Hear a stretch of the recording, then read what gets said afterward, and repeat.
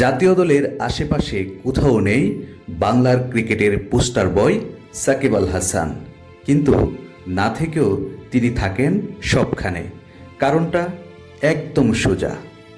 পরিসংখ্যান সবসময় মনে করিয়ে দেয় পারফর্মার সাকিব আল হাসানকে। দুবাইয়ে এশিয়া কাপে ভারতের বিপক্ষে আরেকটি হাই ভোল্টেজ ম্যাচ খেলতে নামছে বাংলাদেশ।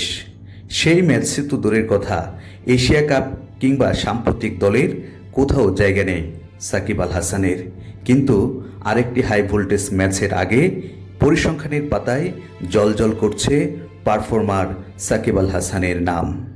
এশিয়া কাপে সবশেষ ভারতের মুখোমুখি হয়েছিল বাংলাদেশ 2023 সালে। সেবার কলম্বোতে এশিয়া কাপের আসর জমেছিল ওয়ানডে ফরম্যাটে, আর সেখানেই সবশেষ কোনো বড় টুর্নামেন্টে ভারতের সঙ্গে দেখা হয় বাংলাদেশের। আর সুপার ফোরের ম্যাচে জ্বলে ওঠেন বিস্ফোরক সাকিব আল হাসান। ব্যাট হাতে তিনি নেতৃত্ব দেন অধিনায়কের মতোই।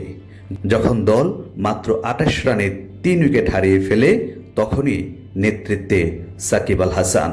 অধিনায়ক নেতৃত্ব দেন ব্যাট হাতে সবার সামনে থেকে। 85 বলে তিনি খেলেন 80, যার উপর ভর করে বাংলাদেশ সংগ্রহ করে 265 রান। বল হাতেও দারুণ নিয়ন্ত্রণ নেন সাকিব আল হাসান, ফিরিয়ে দেন সূর্যকুমার যাদবের গুরুত্বপূর্ণ উইকেট। ফলে 6 রানে জিতে যায় বাংলাদেশ, আর ম্যাচ সেরা হন সাকিব আল হাসান। সাকিবের নায়কোচিত সেই পারফরম্যান্স এখনও মনে রাখছে ক্রিকেট প্রেমীরা।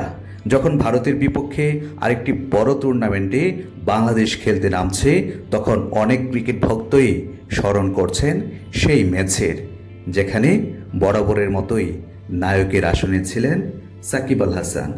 এই সাকিব কি আবার কোনোদিন জাতীয় দলে ফিরতে পারবেন? আবার কি কখনো তার সেই আগুন ছড়া পারফরমেন্স দেখা যাবে? সেসব উত্তর হয়তো সময়ই দিবে।